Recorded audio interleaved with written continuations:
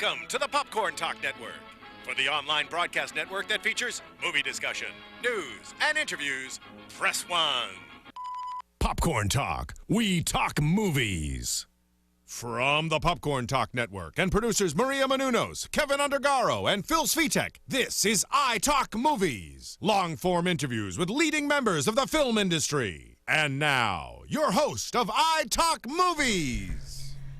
Hello, and welcome to Popcorn Talk's iTalk Movies. I'm your host, Kristen Elizabeth Snyder. You can follow me at Cinematic Escape on Twitter. Cinematic Escape. And today, my co-host is Ryan Malaty. Hello again, everybody. Welcome to Popcorn Talk. Today, we are discussing the thriller revenge film, Julia. Yeah. We have so many surprises in studio for you guys. We have Ryan Cooper, who plays Piers. Yes, you said it right. We practiced that beforehand. I did. I made sure it was correct. And we have Ashley C. Williams, who plays Julia. Yep, that's right. Mm-hmm. And we also have writer-director Matthew A. Brown with us tonight. Yes. Thank you. And we will be throwing popcorn. Yeah, Appreciate at it. him. Oh! He's just a little too I can far take away. it. Yes, I think that applause was. Let's give it up. Let's give it up Yeah. for the actors, for the director, Thank the you writer. guys, really, for being here today. Seriously. Yes. There it is. yeah. There it It's is. not too Cute, often that we beautiful. get to discuss the film with literally the main stars and the writer-director. It's incredible, and I love revenge films. There's so much blood and gore, and there's sex and seduction. I loved this. Ryan, initial thoughts. What did you Ah, think? it was brutal. It was. Man's perspective. What do you all think? right. Well, I mean, Oh, yeah. my male perspective is a little bit different from my unbiased, moviegoer perspective because as an unbiased moviegoer, you guys raped my sense of horror thriller genre. You raped it because there's a lot of rape in the Can't film. say that word. I can say rape. It's about rape and it's about revenge and it was really thrilling and it was scary as a male. My male perspective, I feel bad about being a man. As you should. Just generally speaking. And it was recklessly uncomfortable to watch, but it was awesome. I couldn't look away. His first thoughts were, I didn't know whether or not to empathize with this character, Julia, because she is such a monster. But no, I mean, I was like, model. no, like, I mean, she's I want to follow in her footsteps. Like, Goddess. let's go. She's a Where's goddess. my red lipstick? really beautiful and awesome performance. The nuances that you give, it's just, I feel so bad for the guys sometimes. I don't know. It's just, did Okay. you feel bad when No. you? When I was doing it, no. No, not at all. Not at all. Is there something inside of you that was comfortable slashing and slaying and slicing?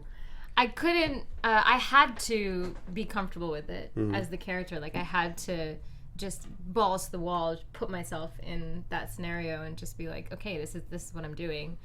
There was no thought process with it. I think there actually were balls on a wall. At one point. Okay, we heard from Ryan. Now, woman's perspective is role model. Like, I felt empowered, and I just was like, finally, yes, like, the girls are getting it for us. And I really want to talk to you, Matthew, about the inspiration, because I think a lot of men are going to see this, and it is in theaters right now, and I believe it's on iTunes for download as well. Actually, it's coming out online, like on VOD, online, and all that stuff on February 2nd. February 2nd. So you have to go to the theaters right now if you want to see it right now, Yeah. which I highly recommend. I'd recommend seeing it in theaters. It's a really dark film. It's filmed almost entirely at night, isn't it? Yeah, almost entirely at night in the dead of the harshest New York City winter. Sometimes we were even shooting like from midnight till 2 p.m. Wow. It's very, very visually stunning. Yeah. It is. See it in theaters. And Dark the environment, sound, cold, the and the music. sound. Yeah. Okay. Yes, we'll get there definitely. Yeah. So I want to talk about your inspiration for writing this film. We went to the premiere. Thank you guys so much for inviting us. It was an incredible experience to also then hear the Q&A. And I know you were talking about how it started as a short. Yeah, I mean, I'd done a short film. I was living in Berlin at the time. I was in quite a dark place. I mean, feeling a bit isolated, and I'd had a couple feature films come very close to going into production. And one of them actually collapsed literally like a month before shooting. And you know, I had to get back on set, so this thing just came out of me, and it was a 10-minute short called Victim, and it was told actually from the man's perspective in this case. So it's that sequence in the film where she traps the guy in the bar when she's like honed her skills and she leads him back to her place, and then it all completely spins on him. So you think that she's the victim, and it just goes. Oh my god. So it's pretty cool. Yeah, it's pretty cool. Can we see that somewhere? Yeah, where can we see this? I mean, it's gonna come out as an extra Okay. on like the Blu-ray and DVD stuff. Makes I mean, sense. it went to festivals, and that's actually an executive producer in New York, Red Faraj, saw the short film, and he approached me about adapting it into a feature because he felt it would be great as a feature and that he could get it financed. And that's what kicked it off. But I mean, then going from the short into this crazy journey of this woman becoming this like psychotic goddess. I mean, that came also just from my own like experiences, going into dark places, getting into meditation, starting to see like everything, even things that are ugly, is beautiful. My fascination with Japanese and Korean revenge thriller horrors. Oh yes. Old Boy. All of it, like the Old Boy trilogy, like it just, all of it just came together in this crazy rush that became the movie. Wow. Yeah. So what about assembling the team? How did you get these fine people to join you? So Ryan actually came in, it was like a traditional casting. He came in and he's extraordinarily charming. Yes, that is the word. Yes. I think Stop it. Come on. actually there's a funny thing actually happened. I think I've told Ryan, I think our casting director would shoot me for sharing this, but during the callback, you know, we were mixing and matching guys for like the group of rapists, and you know, and so we had 4 guys coming in, and you know, Ryan was there for Piers, is actually the ringleader of the group, and you know, during the scene we had a chair which was like, you know, standing in for Julia, so they were using, you know, and like Ryan started to take his shirt Oh off. my god. And I don't know if you've seen this man's physique, Oh, but My face is not my best quality. What's your Instagram, just so we can just put it out there? Mr. M.R. Ryan Cooper. There you go. Go to Mr. that. Ryan and then can keep watching. But pause this, go to his Instagram, and then continue. So what happened was, you know, I'm watching, and you know, my focus is of course on the emotional interaction that's going on, and it was really cool because there were a couple other guys. It just happened to be this really strong group of 4 actors that came in, and I think 3 out of the 4, or it was at least, I think it was 3 out of the 4 that ended up in the movie as the guys. Yeah. And there were tons, there were like maybe between 7 and 10 groups of 4 guys that I called back. So anyway, we get to the, I already knew that I wanted Ryan as Piers, and when we get to looking at the tapes, like all the playback, honestly, 3/4 of that session was focused on Ryan's abs. They're gone now. They feed me popcorn and they It was my casting director shooting. She was just she was enamored. It was unbelievable, but it was so perfect as well. You know, anyway. Well, we're So then- definitely. Yep. Go on. No, I was gonna say, and then Ashley, it was a whole other thing. She actually only got cast. I mean, it's amazing, but all the other actors were actually. We were in the last week of pre-production. Everybody was coming in and being fitted, costumes, everything, and we lost our original lead actress, and so Ashley came in, and literally it was like 4 days before the shoot. I did a 3-hour reading with her, did a whole like screen test, makeup, hair, everything, and she was just absolutely mind-blowing. And I can tell you, like, the film would not be what it is if we'd had that original girl. So it was just a godsend. A godsend, seriously. Amen. Yeah. What I love Preach. so much about this film, and what really speaks to your acting, is how expressive you were, and the fact that we didn't need to hear her say a lot through dialogue. It was just like, it reminded me of Drive stylistically, and then also the acting through expressions. I mean, what was that process like? I can't imagine, because when I don't know what my faces are, I know I make really bad ones at the wrong times. So like, do you practice in the mirror? Like, what is that like, really understanding the expressions of this film? Because I felt everything you were going through. Yeah. You're really vulnerable, but then, yeah, like a butterfly with knives in its hand. That's a nice, yeah. Wow, Cool. saw that. It's nice. There was no preparation, like in mirrors, practicing what it's like to express I without just do words. that? That's Okay. just you. I actually, it is quite a challenge, but I don't really know when I'm doing it. I know that there was very little dialogue in the film, but it seemed perfect that she didn't talk very much, and I almost didn't want to talk at all. So, like when like I would speak certain lines, like it didn't feel right to me. And it was almost jarring when I actually see the film and I hear myself talk in certain scenes. I'm like, I'm a little taken out of it because I'm like, oh, that's what Julia sounds like, like she, she's so quiet and mousy and introverted that it just didn't seem right. And so I just focused on that aspect of it, the internal aspect of it. So I didn't even know what was going to come out in terms of facial expressions. I think just the internalizing of all of it really helped. Yeah, I think the thing is also she's, Ashley just sunk so deep into who this character is that there's no separation anymore. She was just so in the zone the entire shoot. So like anytime the camera was on her as Julia, she kind of couldn't do any wrong.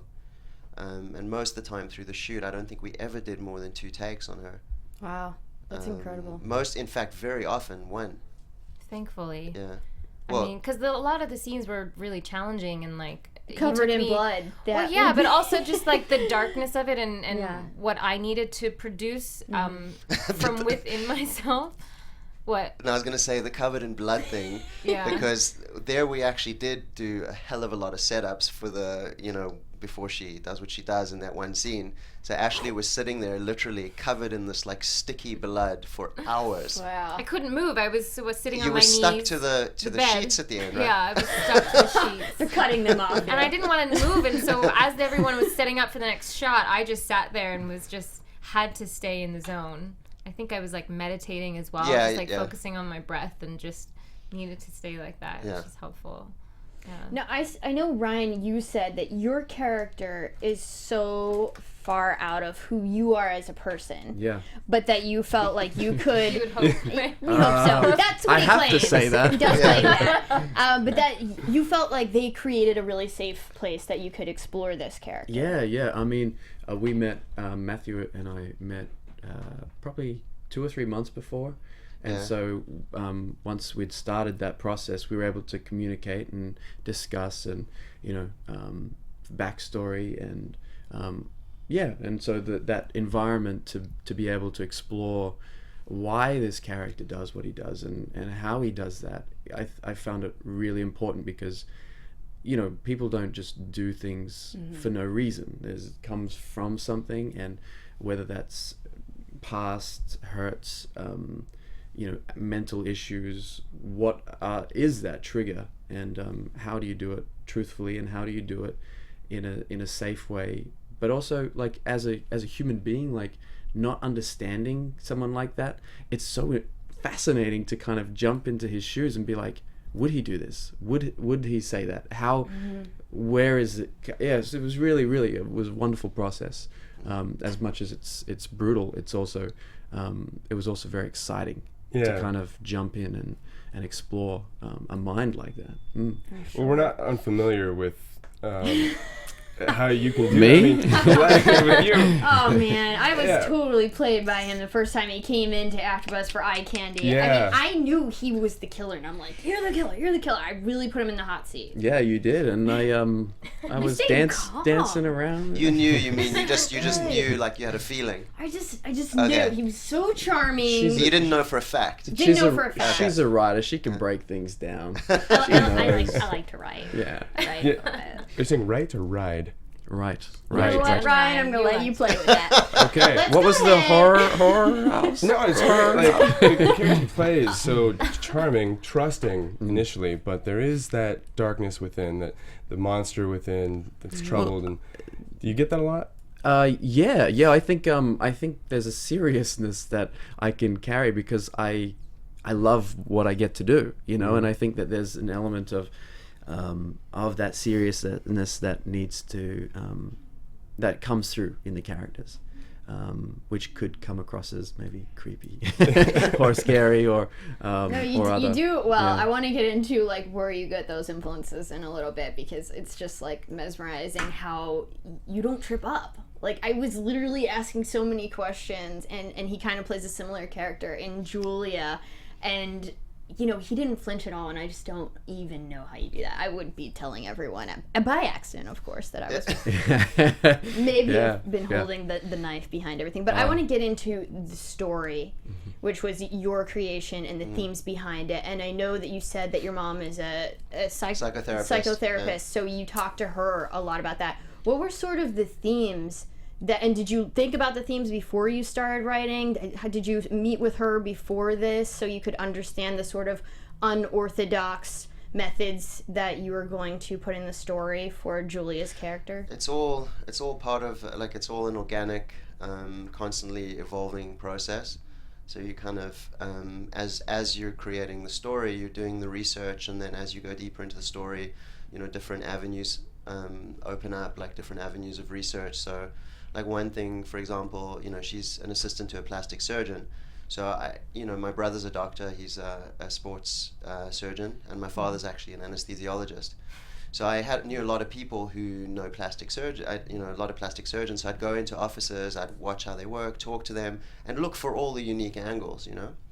And then at the same time as I'm writing, I was like bouncing stuff with my mom, like throughout the journey, like from concept all the way through to the end of like the third or fourth draft or whatever it was that we actually shot. But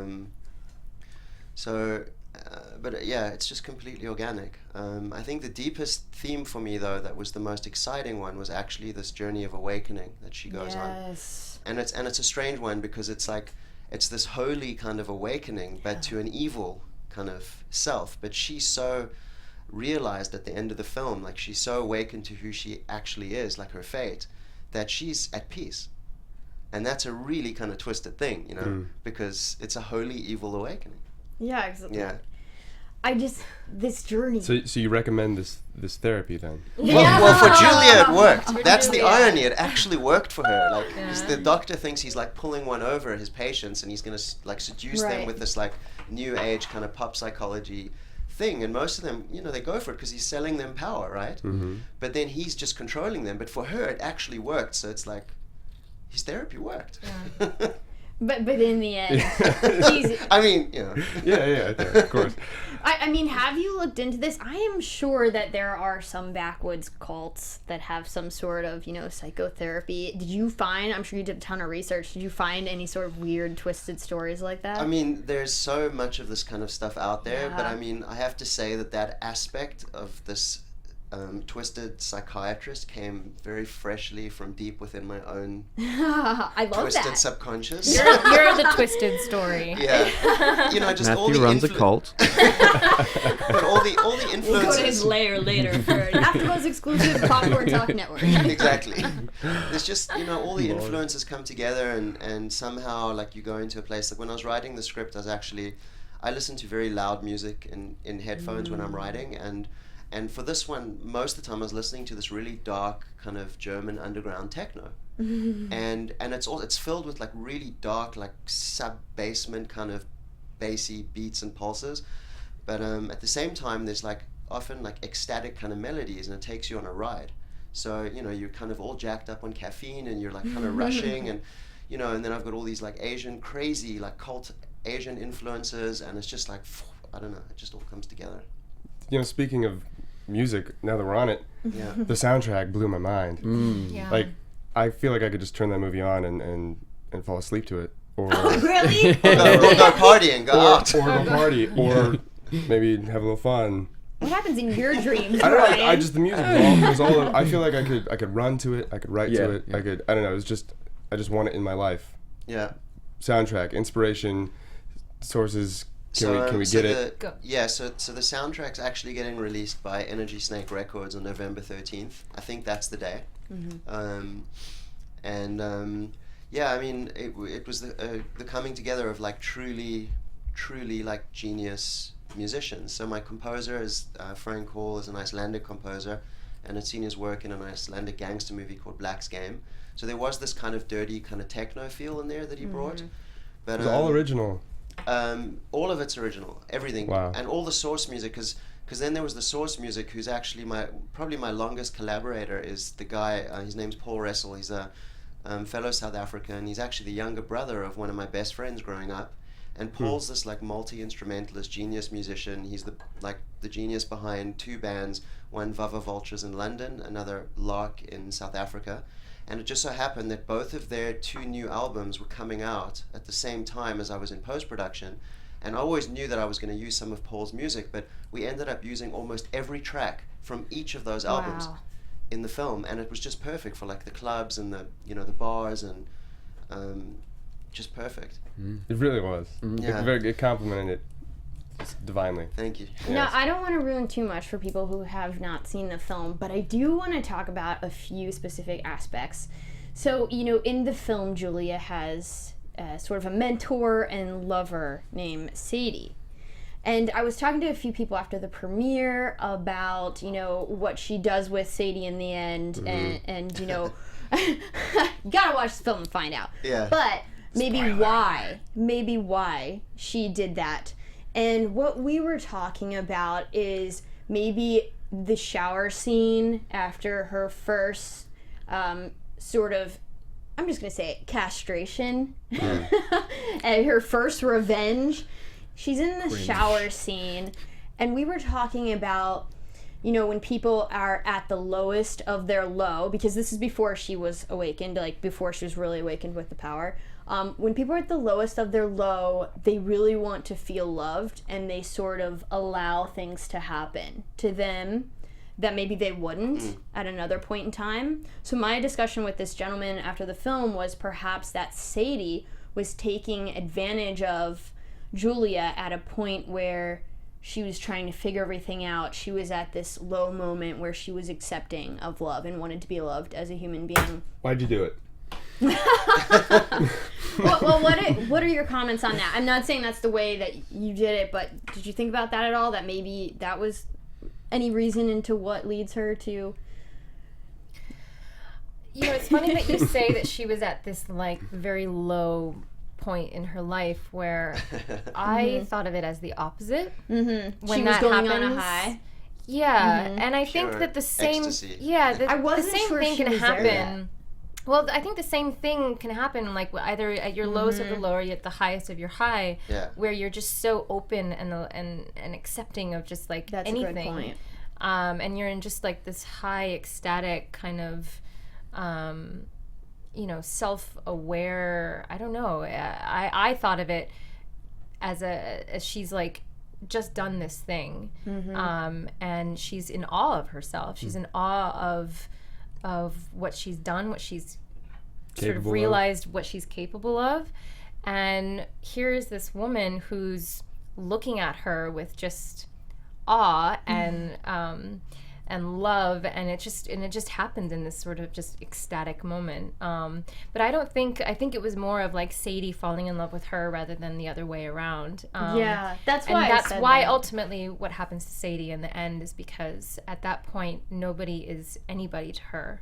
By that time. She's empowered beyond the necessity for love, even the most basic human need. Yeah. That's what I got. And the main theme obviously is empowerment, especially for women overcoming the brutalization of women in society.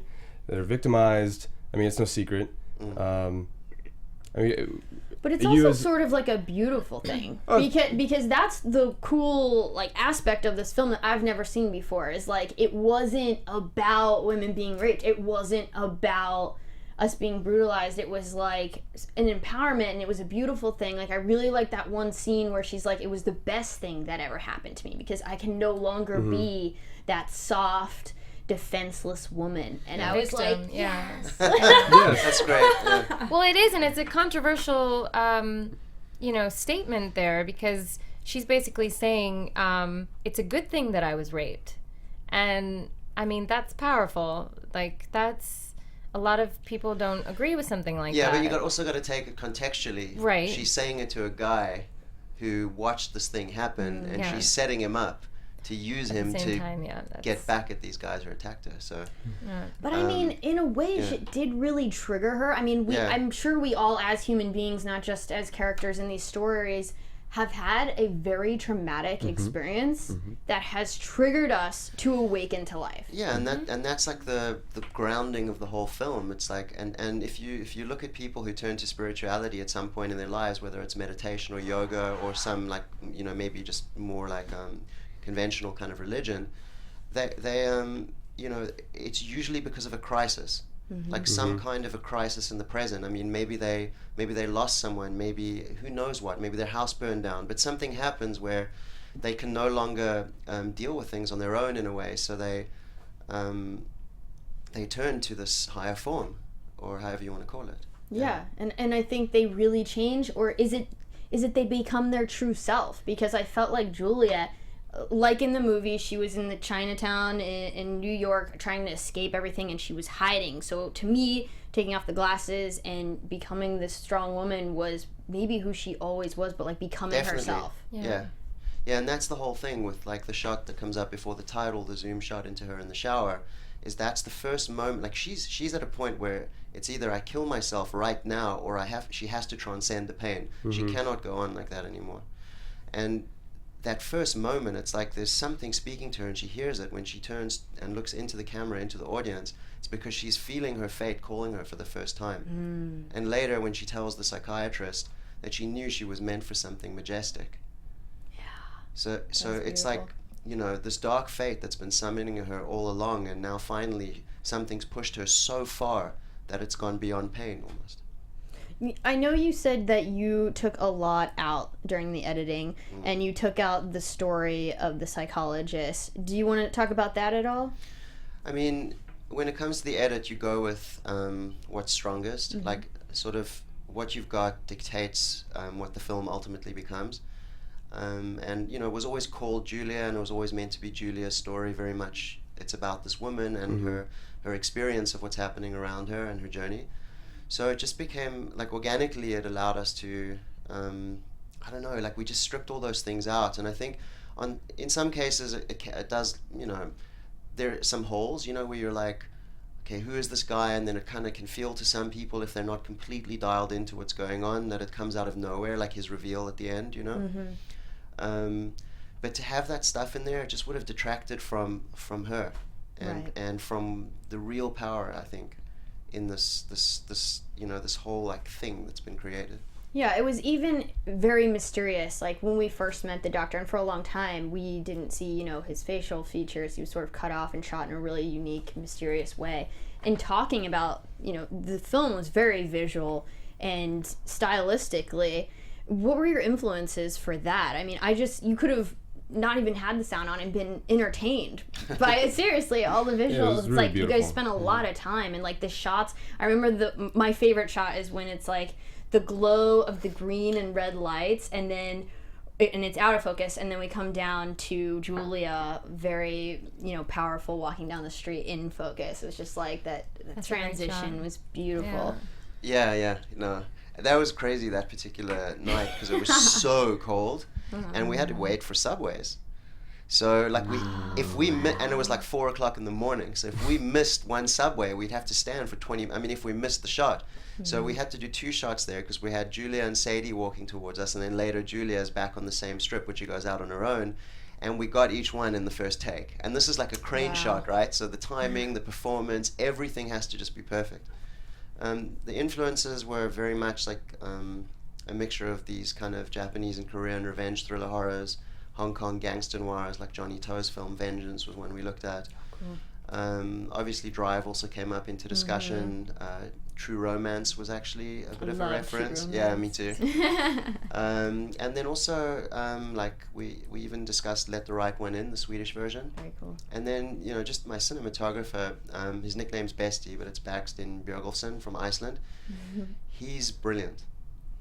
He's just totally brilliant, and we spent a lot of time just talking, watching films, and you know we really sunk deeply into the world of this story together, and I've never come across such an incredible collaborator in my life. And the guy's done like 20 features. He works a lot with Balthazar Kormakur, who just did Everest. Oh, wow. And Bestie's just a true Viking. He's just this Icelandic guy, the beard, never complains no matter what. He's just about like giving you what you want, servicing the vision, and going all the way. At certain times, it felt like maybe there was a red filter or just a lot of use of red. Do you want to talk about? I know you guys felt it too. I mean, with the blood and the lighting, there's a lot of themes behind red. Yeah, I mean, we didn't use any filtration. No, wow. No, it was all practical. So meaning that it was like the lights were actually on set. So, and some of it was about locations. Mm-hmm. So it would be about having done a lot of work on finding the right locations where that light was naturally there. And in many cases we had to, of course, set it up. I mean, it was always, the approach was like a neon noir kind of approach, Mm-hmm. Yeah. I want to ask, you're from South Africa, and you filmed here in America, East Coast, West Coast, Australia. You've been to Iceland. Yeah. You've been all over the world. You got these East Asian influences. I mean, what's your favorite place to film? What's the film industry like in South Africa compared to here? I mean, I'm just curious. You have such a global, well-rounded knowledge of the industry, and it'd be interesting to hear it. I mean, my family immigrated to New York when I was 16, so that's just how that happened. And then I did spend some time back in South Africa. I made a short film there a little bit ago. I mean, there's no comparison between the South African film industry and America. There's incredible crew down in South Africa, so if you want to get a real film off the ground as a South African, I think it makes more sense to kind of be here and then get the backing from people on the ground here, and then go back and kind of take advantage of the incredible locations and the incredible crew. But I think indigenous filmmakers in South Africa really struggle to get films off the ground. I think many of the guys like Gavin Hood did Tsotsi, which won the Oscar, I think, in 2006. I mean, these guys try to get their films off the ground in South Africa, but they just don't, and they go away. And then, in that case, I think it was out of the UK. I think it was Echo. What are they called? Echo Lake. I can't remember. But I mean, for me, it's this is the place. America's the place to make movies. And I don't know. This is just, especially Los Angeles is where the film industry is. Well, I think you're a perfect poster child for the, no matter where you come from, where you've been, if you have talent and a story to tell, and if you have enough hard work, persistence, and passion, you can tell it. Yeah. And you told the story very well. Thank you. And that's the other thing about, I mean, I know this is so dated in a way, but the whole notion of the American dream, I think it's a very real notion. There's not many places in the world where you can just arrive with basically a vision and this dream and the fire to just go and never give up and actually make it a reality if you stick to those things. I mean, you got to have talent, and of course, people can argue that things have to go your way to a certain extent, but there's many countries in this world where you're just going to get shut down, like the opportunities are just not there, or people just don't, the whole venture capitalist mindset, for example, it's here. I think China's doing things now. Well, before we wrap up, I want to go around and talk to you guys about just, I think I've asked you before, Ryan, what maybe specifically from your childhood inspired you to want to act and get into the industry, and for you, right? Did I tell the story last time about Alice in Wonderland? I do not. Really? I'm not going to tell it again. I'm not sure I remember that one. I played the White Rabbit in Alice in Wonderland. And That's right. How old were you? I was 7 or 8 years old, and I loved it. And they were going to turn it into Alex in Wonderland, and they asked if I could cry, and I was like, boys don't cry. so they kept it Alice in Wonderland, and I played the White Rabbit, and on off nights I'd play the Mad Hatter. So I was, doubling up, and I loved it, and then was in a band and got into construction, and then got roped back in. What was the band's name? We had a few different names. We had Velez, we had the Rumpus. What kind of music? We used to cover Jimi Hendrix. We used to play some of our own. The title of the first solo song, the first single.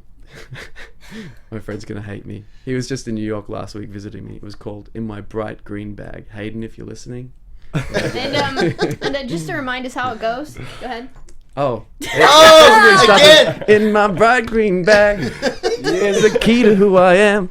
I didn't know you could sing. Oh, man. Yeah. It's so funny. Ryan was just put on the spot, like on another radio interview we did. 93.5. They chucked me on Singing changes. Tupac. Tupac, yeah. We're gonna start a band. Call it Ryan's in Wonderland. Ryan's in Yeah. I like that. And Sorry, Ashley, do you have some vocal talent hidden in there as well? Yeah, was there singing? Matthew, do I? Back in Yeah, when definitely. you did Peter Pan back in the day? I actually started out as a singer. I did musicals Wow. growing up as a kid. So I'm actually, I guess you could say, a professional singer, but I haven't done it in a while. Just in the shower and in the Just car. in the shower and definitely in the car. And yeah, I started acting super young. I was 10 years old when I played Tiger Lily in Peter Pan. Mm-hmm. And then I got cast as Annie in the musical Annie, which was like, you know, the like lead role. And it was like after that, I don't know, I think I had this opportunity to kind of just dive into a character in another world and like perform it on stage and like kind of inspire an audience, and just the whole package. I was just like, I love this. People get paid to do this. Like people do this the rest of their lives. And then as I sort of grew a little bit older and started watching more adult movies, the movie Gone with the Wind, I was like, I want to do that. I want to be Scarlett O'Hara or Vivien Leigh and be a movie actress, and like it totally inspired me to become a film actress after that. So yeah, and then of course I went to New York and went to acting school and continued singing and did plays and that kind of thing, and yeah. Wow. From Annie to Julia. Oh my gosh. And what does Julia's theme song sound like? Yeah. Right. I think it's just a low like. But I really see like a Rammstein, like you just like A rumpus. screaming. A rumpus. Yes, A rumpus. yes, you singing the Rumpus band songs, like I don't know, just like this heavy metal like empowerment for women. Yeah. I don't know. Maybe Your we can check in performance- later. There's no dialogue in her theme song. It's just music. There's and facial just- expressions. And facial expressions. Listening and reacting. I'd watch it. And how about you, Matthew? So the writing, it's funny, I hadn't really thought about that, but when we immigrated, what we used to do was, one of my friends, Ryan, he had immigrated to Australia earlier, and he had started to write a journal because he wanted to remember things to tell his friends about what was going on and stuff.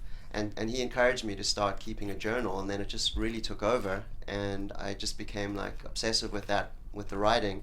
And then I actually did English literature in college, and I got really obsessed with like William Blake and Milton, and went really deep into, and also Arthur Rimbaud, the French poet, and Ooh. and like and then that the accent. beat movement and like like Kerouac and Ginsberg and those guys and Henry Miller, and I think that's where most of my influences initially come through that. And then I was actually also acting at the same time, so I acted in a couple of features that did well, indie features, and by being around all of that and being on set, I started to realize I was just always more interested in the whole vision than I was. I never really liked acting. It was just kind of something that I fell into, and so I think a lot of what I learned actually was from being on set, and that's sort of, I think it was one of the biggest things initially that I brought to the directing, was kind of understanding from the actor's perspective. That's really cool. And what about your vocal skills? Matthew can't sing. What? I think that He was can a definitely yell. challenge. I don't know about my vocal skills. No, we're not gonna get any singing. How about dancing? I did see you dancing Oh, yeah. earlier. You did? Yeah. Give us a dance, Matthew. Matthew Come can on. dance. Really? Matthew can Yeah. dance. No, You're not gonna see, give I don't them do that any kind memes. of thing. What I He can do is needs dark underground yeah. techno. If I've got like some really like hard like techno, yeah, then I go off. Then it happens. Yeah, then I'm like no, but then I, the And whole, some whiskey. And some whiskey. there you go. I did it. Thank you. I love that. After Buzz for the whiskey dancing sing off. Yeah.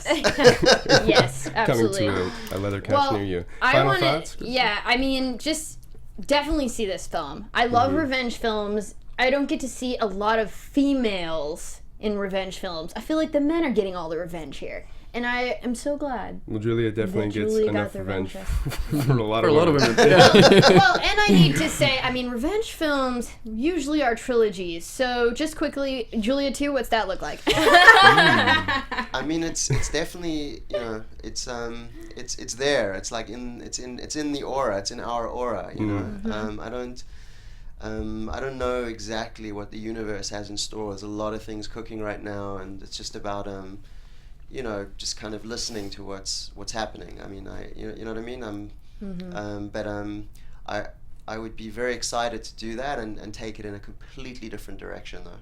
You know, because I mean, by the end of the film, she's almost like a superhero. Like she's almost superhuman. is. You know, She is. and I would want to veer like in that direction. The last thing I would want to do is like stick with this whole like sort of sexual abuse kind of Right. thing. I would want to just kind of She's overcome that. she's overcome that, exactly. and now she's on a different thing. So some of these kind of revenge films that do it again, it's like the woman's still sort of getting revenge against Right. people who've done, and that's not at all the direction I'd want to go. Like if anything, it would be like female Batman. Please. Yeah, I mean, do you think she stays on this evil path, or do you think she turns it? I mean, it's a very good question, It's a very good and a lot of food for thought. Yeah, we'll just leave it there. Well, Yeah. we'll check in with you guys at a later time. Ryan, did you have any last thoughts you wanted to mention? Well, I know I was thrilled the whole time. Honestly, brilliant movie, very well written, directed, cinematography, soundtrack, everything about it. I loved it. So, Thank you. props to you. Props to your performance, both of you. Ryan, eternally charming. So Something they to live say. up to, Ryan. Actually, And for brilliant, me, brilliant role model. performance. If you are an aspiring actor, check out Julia. Their performances are brilliant. I mean, Ashley, come on, look at her. Yeah, Beautiful we've and got scary. some eye candy The up performance, here. it was amazing. Honestly, anybody who's interested in anything good, check out Julia because it's fucking awesome. And yeah, we'll see it. Available to public February 2nd. Oh yeah, like Soundtrack's online it dropping. will be February But for now, 2nd. you have to 2nd. go to the theater, which is the Yeah. Check it out correct in place theater to though. see it. I would, Yeah. yeah, I would. It is. It's Yeah, just if you in have some time select to see it. theaters, so it's a little bit difficult, you know, for people to find. We'll get there. I know. It's like fly to LA so you can see it. Exactly. Fly to like California. You Or guys fly to Chicago. Stop being Chicago. lazy. You know, Get on your outside, plane. Take a Seriously. dark alleyway to the nearest scary theater. it is not that hard. It is not that hard. Yeah. Make it happen. Yeah. And you can follow the film at Julia the Movie. And I want to go around and just everyone say their Twitter handles. And you can follow me at Cinematic Escape. Cinematic escape. That's you too. Yeah. Fry Rye Cooper. Ashley C.W. Ashley C.W. Yeah. On Twitter. On Twitter, yeah, that's Twitter. Matthew A. Brown, 33. What's There you the go. 33? The age of Christ. Boom. Wisdom. That's in a your joke. face, That was a dude. joke. It's a lot of things. I like You're such 33. an actor. It's a It's good number. unbelievable. Oh, Well, it's great. we may never know. Thank you guys so much for Yeah, joining Thank us. you so much for having us. Yeah. For coming in. We look forward to Julia too. Isn't it Follow fun? all these guys. Yeah. Join us again for iTalk Movies on the Popcorn Network. We're on iTunes. We're on YouTube. Download, rate, subscribe. We love you guys. And join us next time. Oh yeah, and I'm Ryan Naughty at Ryan Naughty. Boom. Yes. Boom. Thank you guys. Thank Have you a so good much. night. Great time. That was it. Producers Maria Menounos, Kevin Undergaro, Phil Svitek, and the entire Popcorn Talk Network. We would like to thank you for tuning in. For questions or comments, be sure to visit popcorntalk.com. I'm Sir Richard Wentworth, and this has been a presentation of the Popcorn Talk Network. The views expressed herein are those of the hosts only and do not necessarily reflect the views of the Popcorn Talk Network or its owners or principals.